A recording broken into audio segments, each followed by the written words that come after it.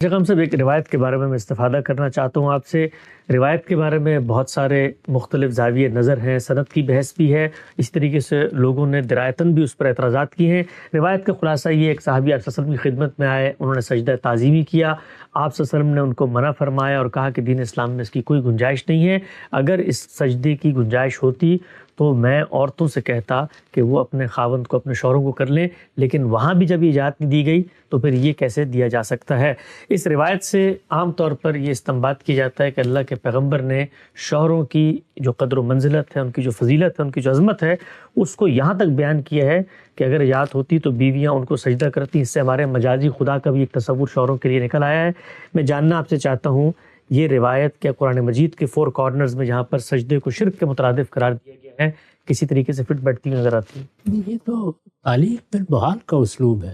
یعنی اس میں جو بات بیان کی گئی ہے اس کی بہت سی مثالیں ہماری عام گفتگو میں بھی ہوتی ہے، قرآن میں بھی۔ اللہ تعالیٰ نے بتایا ہے کہ اونٹ سوئی کے ناکے میں سے گزر سکتا ہے، کوئی متکبر جنت میں نہیں جائے گا۔ ٹھیک، اب کوئی آدمی کہے کہ اس سے اونٹ کے سوئی کے ناکے میں سے گزرنے کے امکان کو تسلیم کر لیا گیا ہے، یہ بالکل غلط بات ہوگی۔ یعنی یہ زبان کے اسالیب ہوتے ہیں، کسی چیز کی اہمیت بیان کرنے کے لیے، حفظ مراتب کے بارے میں۔ یہ بات میں مثلاً کسی بچے سے کہہ سکتا ہوں، ایک بچہ اگر سرکشی پر اترا ہوا ہے، میں کہہ سکتا ہوں کہ تمہارے ماں باپ تمہاری پرورش کرتے ہیں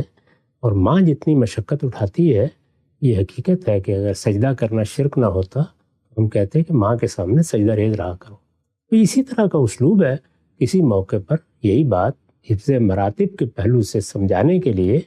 حمدوں کے بارے میں کہہ دیے، اس لیے کہ جو عرف اس سے پہلے رہا ہے 1200 سال تک،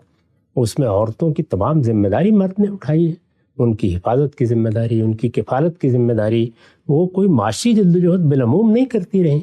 کما کر دیا ہے، کھلایا ہے اور خوبصورتی کے ساتھ معاملات کیے ہیں، جس کو قرآن نے کہا کہ عاشرہن بالمعروف، اس کا نمونہ رہی ہے ہماری معاشرت۔ اس میں اگر کسی عورت کی سرکشی کو دیکھ کر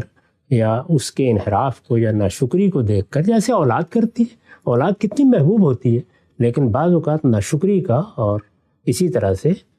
سرکشی کا رویہ اختیار کر لیتی ہے، تو توجہ دلانے کے بزرگوں کے اسالیب ہوتے ہیں۔ ایسا ہی ایک اسلوب یہ ہے، اگر ایسی بات کہی گئی ہے تو کسی پس منظر میں کہی گئی ہوگی، اس سے اس طرح کے نتائج نکالنا کوئی خوش ذوقی کی علامت نہیں۔ اچھا، ہم سے جو تعبیر ہے مجازی خدا کی، جو خدا کے بارے میں مذہب اسلام میں بڑی حساسیت ہے، کسی چیز کو شریک نہیں کرنا،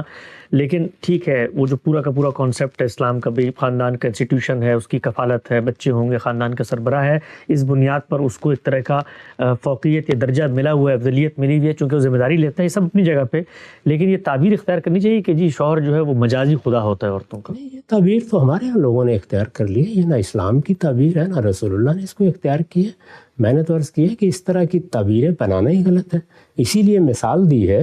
کہ وہاں یہ امکان تسلیم کر لیا جائے کہ اونٹ سوئی کے ناکے سے گزر سکتا ہے، تو اس طرح کی تعبیریں نہ بنانی چاہیے، نہ ان کا کوئی حق ہے، نہ یہ تعبیریں استعمال کی گئی ہیں، نہ اختیار کی گئی ہیں۔ لوگ عام طور پر ایک تصور کو دیکھتے ہیں اور کسی چیز میں مبالغہ پیدا کرنے کے لیے وہ بھی ایسی تعبیریں اختیار کر لیتے ہیں، ان کی غلطی کو ان پر واضح کرنی چاہیے۔